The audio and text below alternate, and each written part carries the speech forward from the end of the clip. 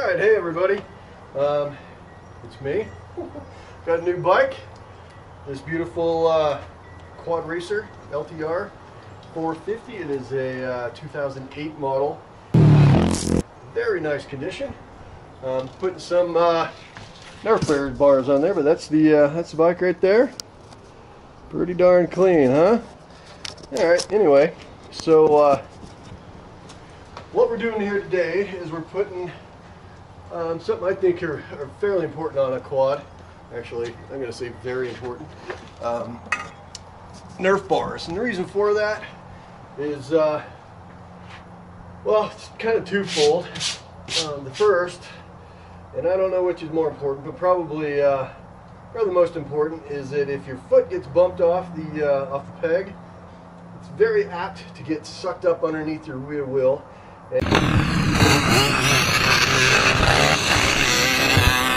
And I don't know about you, but I personally have run over my own leg.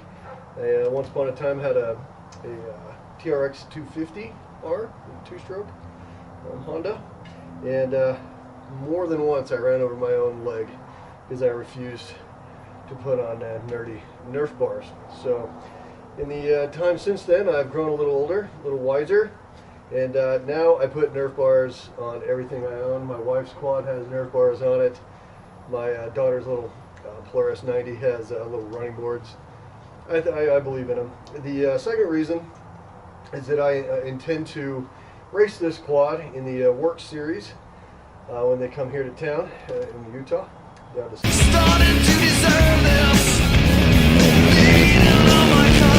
Sand Hollow, and then to the Iron Mine race. And you got to have Nerfs. So what I'm going to do is do a little series on what I'm going to do bare minimum to go racing in the Work Series. First thing I'm doing is putting Tusk. These are actually the Tusk bars from I was going to say Home Depot, not Home Depot.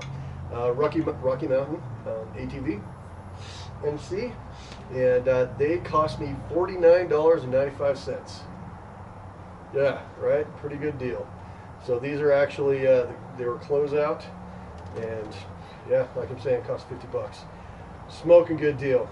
All right, so the instructions, without further ado, what the instructions say to do is go ahead and put the webbing on first.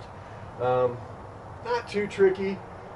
Even I was able to figure it out. I like to put I put the longer strand here towards the front, and the reason for that is when I get them mounted, this is the main part of the webbing is going to be closer to my feet. I'm not going to throw my feet way forward if they come off. Usually just come right off the peg and try to go underneath. So the bulk of the webbing is actually going to be right there by my foot peg. So, and as far as webbing goes, I put this one on first so that I could actually speak to you somewhat intelligently on how it works. So let me get this thing here really a little bit closer. All right, and show you how this goes. So basically, if you can see right here, the strap itself actually goes down through this hole right here and around, and then back up through and loops on itself, so that it's actually providing tension on itself right there. Now, as you can see, there's some straps that are shorter than others. I'm really not super happy about how short old Rocky Mountain decided to go with the straps. I think it definitely would have been nice if they're all like that long. You know, my wife's Nerf bars, you can see over there, they're long enough to be hanging down, and I wish they were like that, but they're not. So be it. All right, so let's go ahead and put the other webbing on and see how long that takes. All right, so put the first one down here. Put the second one here. What you want to do is you take your Nerf bar and set it like you're going to have it on the quad itself once it's mounted up. And you find the two longest ones. The longest one here, see, there's one that's longer than the other. The longer one, actually goes to the front of the quad. It actually goes in the front, the very first spot where you can mount. I'll show you what I'm doing here. So that's how that's working. What we do is you tuck this through It goes there. There's 3 holes, 1, 2, 3. So this goes all the way down to the bottom. It comes out somehow. Comes out, all right, and then you tuck it up through, and then push it under, just like that. So pretty simple, not too hard. Even an old Marine like myself can figure it out.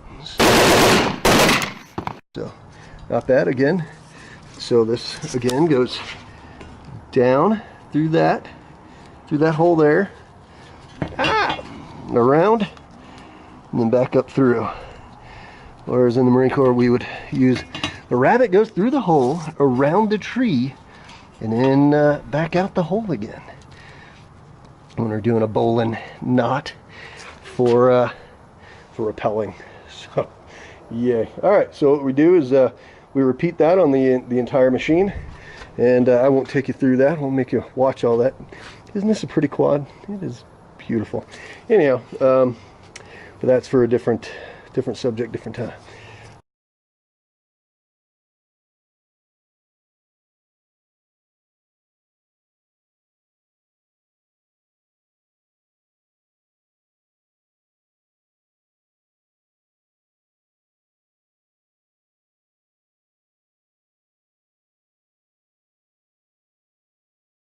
Yeah, these straps are actually even shorter on this side, man. I barely got maybe 3/4 of an inch on either side. That's not cool. Yeah, I wish they would have done a little bit better job in giving me more strap to work with on those. But otherwise, I mean, the finish is beautiful. I mean, look at this. You got the little Tusk branding there. I don't know if you can see that in the light. Kind of cool. Well, it's nice. I like the finish is really nice. You notice the welds are actually quite good. A little glob here, but otherwise, enough for $49. Can't really complain too much. Okay, so we successfully got the left side on there, as you can see. The LTR450 actually has little holes already drilled in there to mount the bolts on, and then the front mount actually goes right there where the forward bolt goes for your fenders. So pretty cool. I'd be careful. I almost over tightened that and stripped the threads on the front there. So not too bad. Pretty simple. So this bolt right here is what comes off. You just take this little guy off here, and by little I mean it is really short, disturbingly so. I guess there's not a whole lot of weight on this thing, but the thing again, it's just a little thin piece of metal. You can see back there where that tab goes to mount the fenders. So you don't need to put a whole lot of torque on the bolt when you put it in there. So this is pretty self-explanatory. I did have a little bit of a trouble getting this to line back up when I put the longer bolt in, but nothing. A little grease. I like to put a little lithium grease over there, you can see, on that, because this is a metal part, so it's going to be a little apt to rusting. So better safe than sorry, I say. And then these are the bolts that the peg itself, the bolts actually go to. So very convenient, nice and easy. And apparently there's backside bolts in case I got a full set of bars there, which maybe in the future I will, but I couldn't turn down the $50 deal. So pretty sure you understand how that works. So let's put those bars on. Okay, so all right, so what you're going to do now, you're going to take these two parts right here and that screw, and quite simply put it through there, put that through there, and then these go right there. Alright, so pretty basic. Alright. Okay.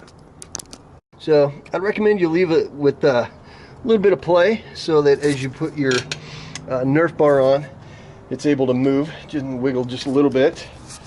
Because the next thing you're going to do is take this pretty little piece of equipment here, slide that on there, just like that. And these holes, as you can see, line up pretty darn good. I really think Tusk did a great job with the tolerances on everything here. So very happy with it so far. So what we're going to do next is we're going to put the bolts right through there, and pretty basic. So, all right, the next thing you're doing here is you get your lock washers. You can see that you got a little nylon lock washer there, and got the bolt itself. I put the heads towards that direction. You can do whatever you want to, but it just seems to be a little bit cleaner, I think, if these are on the inside. You got your washer right there. You just put it in. Everything fits real nice, and they did a good job. I'm glad that everything you know, kind of fits properly. It's much better when it works out like that. So there you go. All right, so that's on there. The last thing you're going to do is tighten this little bolt here, and again, don't want to do it too tight because that little bracket on the other side is not very thick. So a little bit, there we go. All right, that is not going anywhere. Nice and solid. Looks pretty good, eh? All right, so that's that. That is the Tusk, normally $99.99 Nerf bar. I actually got these on closeout for $49.95. Again, this came from Rocky Mountain ATV MC.com. And here in Utah, where I'm living, I order it one day and it comes the next. Pretty darn convenient. Alright, the next thing we're going to do is mount some handguards. They're over there. So, anyhow, I'll let you know how these things work. I'm going to take them down to Sand Hollow Reservoir, do a little duning on Friday, tomorrow. Woohoo! So,